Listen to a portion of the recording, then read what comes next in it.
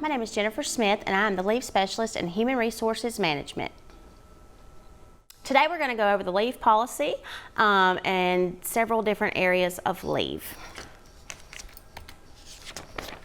We'll start with our leave codes. If you go into your e-forms, you'll have a drop-down box with all of these codes, but PERS is personal leave, PLSI is personal leave short illness, MMED is major medical leave, MMD9 is major medical for 9-month employees, MMDF is major medical for death and family, FMMM is FMLA major medical leave, FMPS is FMLA personal leave, COMT is comp time taken, and MILT is military leave. The leave forms are found on our HRM website, but the first one is the medical certification form. When an employee is out after 32 hours with 8 hours of PLSI and MMED, they'll need to have a medical certification form on file. The application for leave of absence without pay is to be used when leave balances are exhausted. It's sent to the leave specialist to key hours. The department will dock the pay of support staff employees if less than 80 hours of leave without pay. Professional employees always require an EAF and a leave without pay form attached, and payroll will dock the pay. FMLA notice form, long-term event for employee, spouse, child, or parent, FMLA packet and procedures for departments concerning FMLA, donated leave forms, application to receive, application to donate, and application to use. Who earns personal leave? All regular employees working at least 50% in a paid status. This does not include 9-month faculty, students, temporary employees, intermittent employees, or rehired retirees. Personal leave can be used for vacations, personal business, short-term illness, childbirth, or a serious health condition. It can also be taken for family members. How should personal leave be taken? A supervisor or department head must approve personal leave in advance unless it's an unforeseen medical incident. Comp time balances must be exhausted before a personal leave may be used. Can a department head deny a personal leave request? Personal leave, except as required for medical reasons, may be denied by the department unit head if the employee's absence would unduly affect the functioning of the unit. Approval or personal leave may not be arbitrarily withheld or withheld without justifiable cause. In one of our departments, we have 6 people on staff there. It is required that 2 people remain there at all times. So if it's the day before Christmas and everybody wants off work, the last 2 people that ask have to remain in the office to work. So that would be a reason. Personal leave accrual rates for 12-month full-time employees. 1 month to 3 years is 12 hours, 37 months to 8 years is 14 hours, 97 months to 15 years is 16 hours, over 15 years is 18 hours. These are added on the last day of the month and will be available to use for the first day of the next month. Accruals are prorated for those less than 100% FTE. If someone starts on the 16th of the month, then they'll only accrue a half a month's leave on the next month, for the next month. Who earns major medical leave? All employees working at least 50% in a paid status. This does not include students, temporary employees, intermittent employees, or rehired retirees.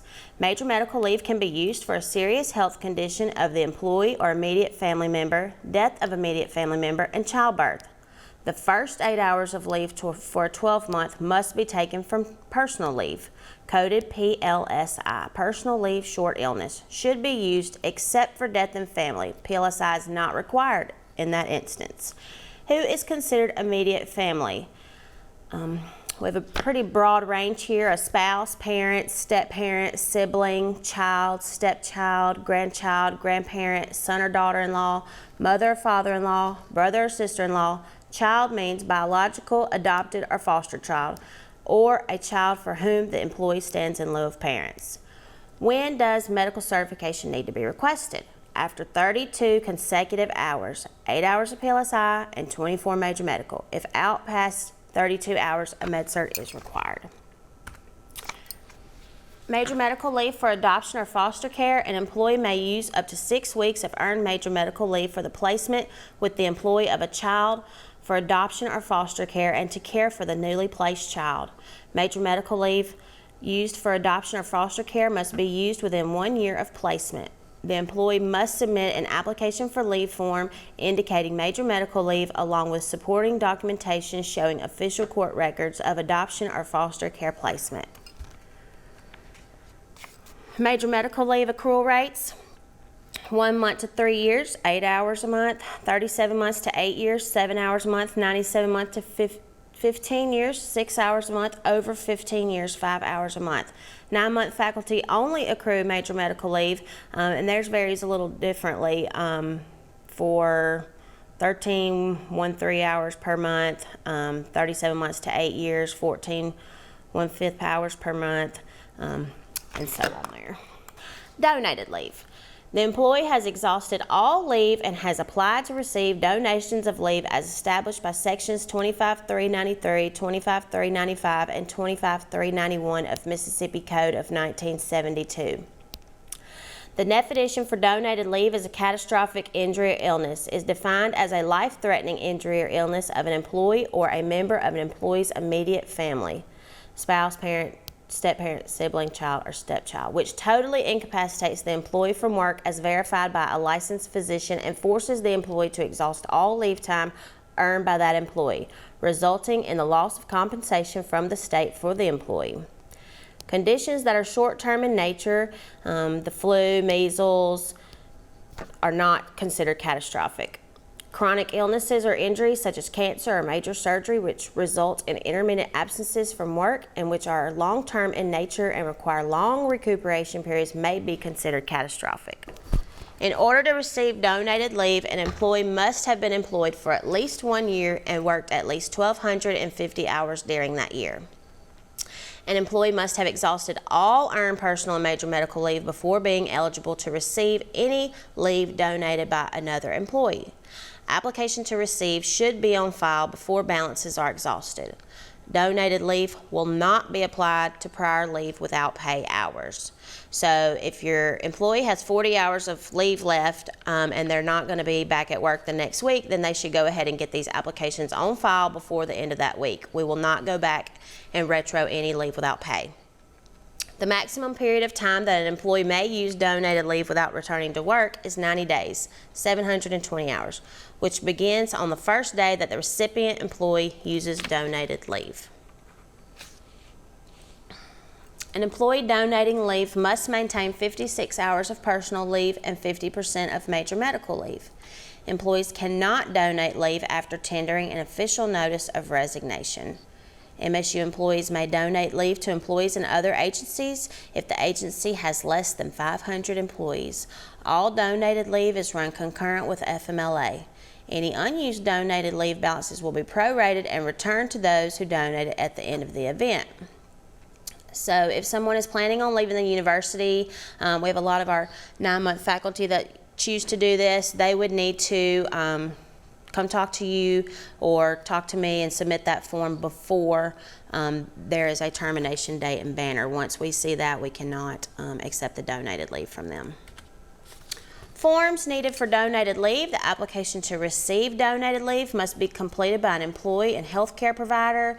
HRM will review to determine if donated leave qualifications are met. An application to donate leave to be completed by employees who wish to donate to an approved applicant. All donated leave shall be in increments of not less than 24 hours. Employee may donate from personal or major medical leave or both. The application to use donated leave: once all major medical and personal leave balances are exhausted, then donated leave may be used. Requests to use donated leave must be submitted in paper form and forwarded to the leave specialist to key and banner. Leave specialists will track donated leave hours by spreadsheet and communicate with the department as to balance of donated leave available. Family and medical leave. The Family and Medical Leave Act, FMLA, is administered through the U.S. Department of Labor and provides job-protected leave for specific family and medical reasons with continuation of group health insurance coverage. Employees are entitled to 12 work weeks per fiscal year. FMLA is a distinct entitlement designated for job-protected leave and is provided for employees regardless of whether or not accrued paid leave balances exist. May be paid or unpaid depending on if employee has leave balances available to use. University fiscal year runs from July 1st to June 30th each year. Workers' comp or use of donated leave is always run concurrent with FMLA. What leave requests qualify for FMLA? The birth of a child or placement of a child with you for adoption or foster care, your own serious health condition, you are needed to care for your spouse, child, or parent due to his or her serious health condition, you are the spouse, son, or daughter, parent is covered on active duty or called to covered duty status with the armed forces.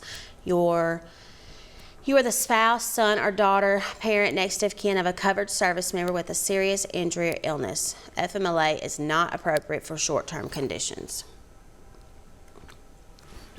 What employees are entitled to FMLA? All regular benefits eligible 50% or greater employees of Mississippi State are entitled to family and medical leave.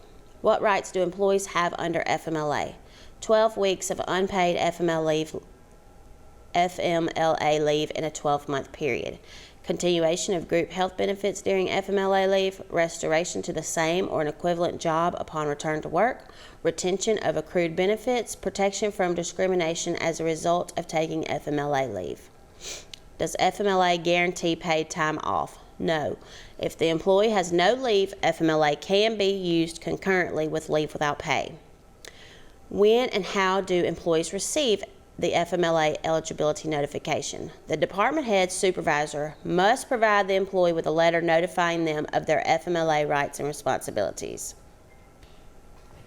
The resources, FMLA guidelines and procedures, FMLA notice form, instruction sheet for departments, FMLA notice form, medical certification form, and leave without pay form are all found on the HRM website. The rights and responsibilities letter, FMLA notice form, federal law requires that employees receive the letter within 5 working days. Departments are responsible for the FMLA notice form. Supervisors, administrative personnel, and department heads should all be trained on preparing the letter.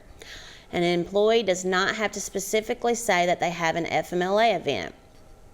Copy of signed FMLA notice form and completed medical certification form should be forwarded to the leave specialist in HRM to complete the FMLA designation notice.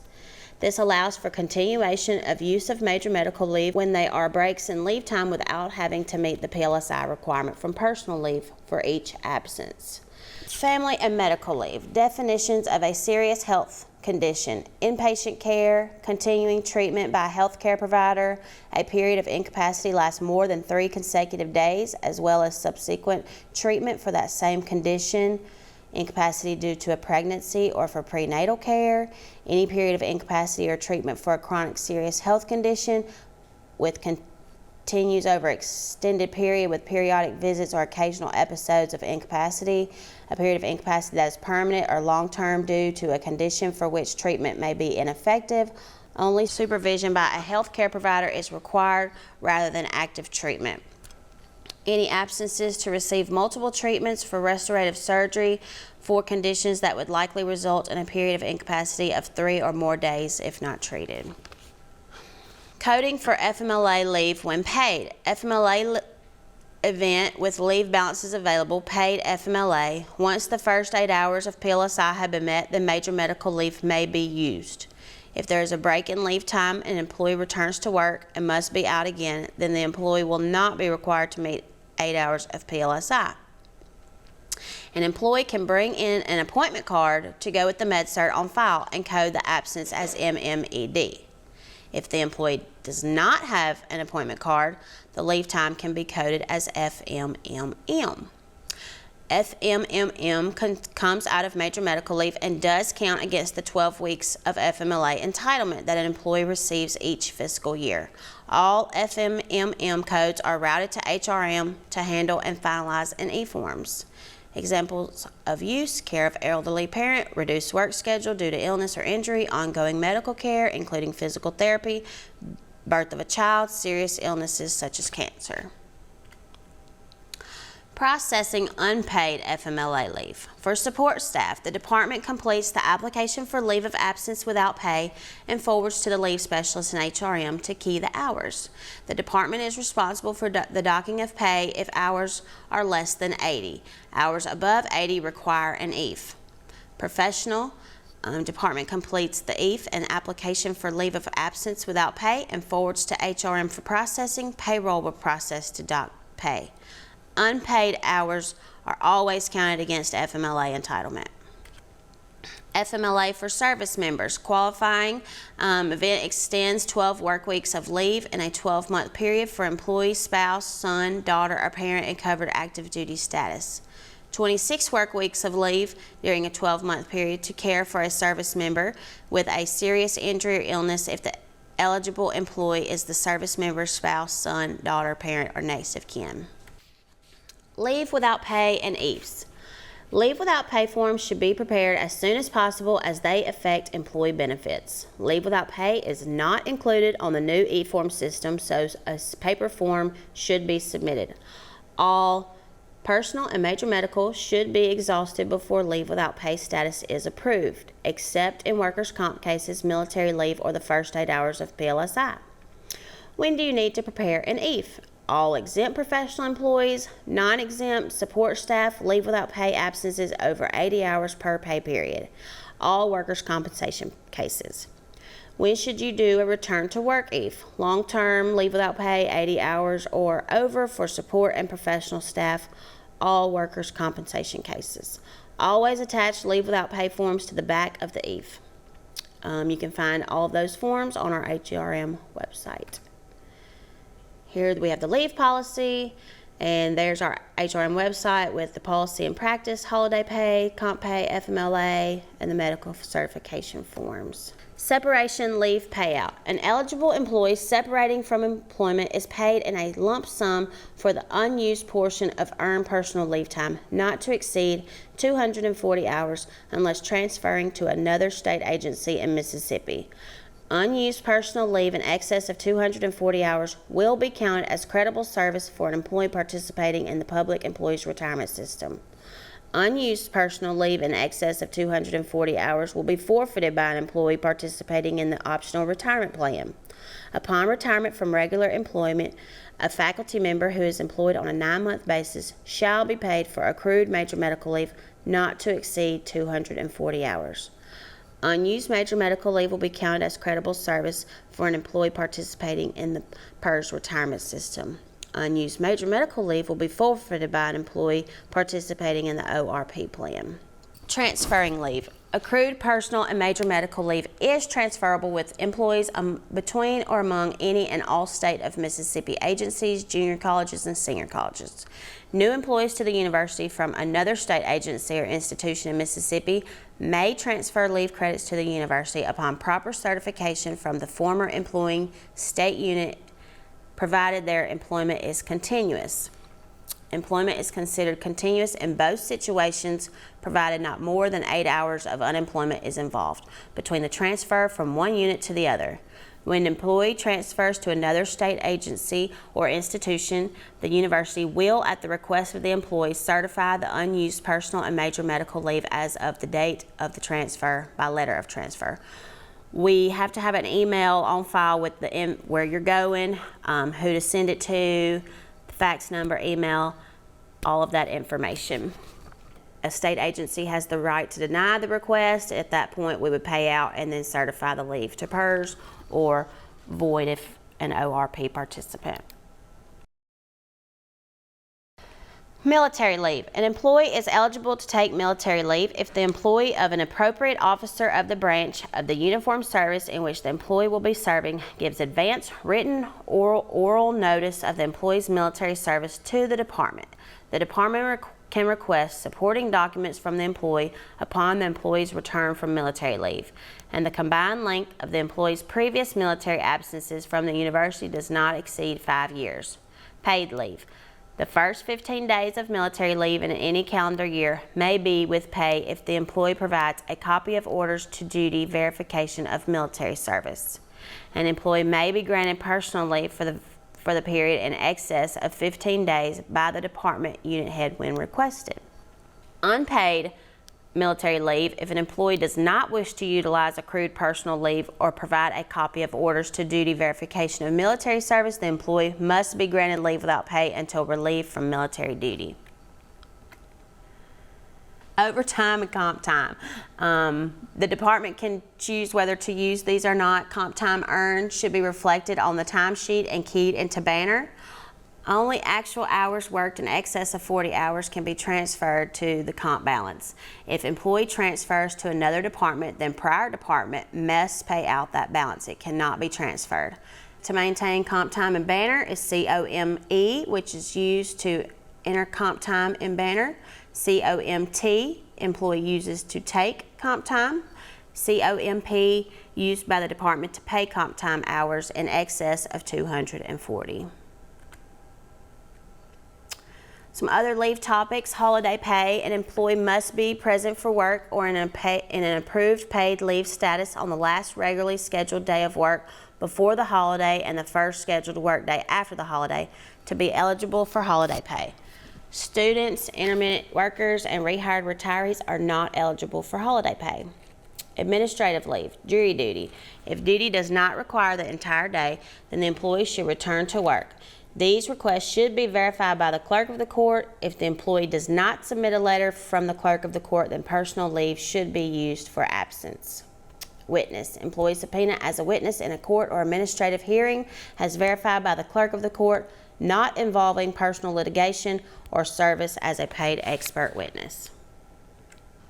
Death in the family, the code is MMDF. Days do not have to be consecutive. The employee may use up to 3 days of earned MMED per occurrence. Immediate family includes spouse, parent, step-parent, sibling, child, stepchild, grandchild, grandparent, son or daughter-in-law, mother or father-in-law, or brother or sister-in-law.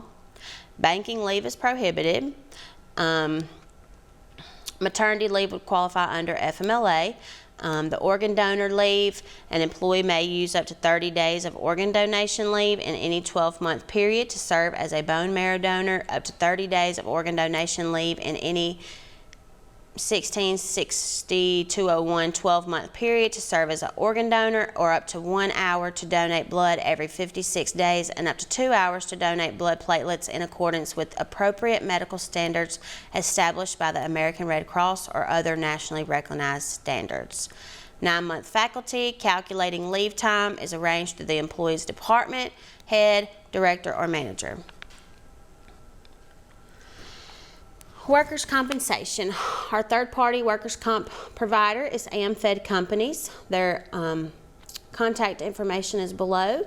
Their phone number. The eligibility for workers' comp is all MSU employees, including student workers.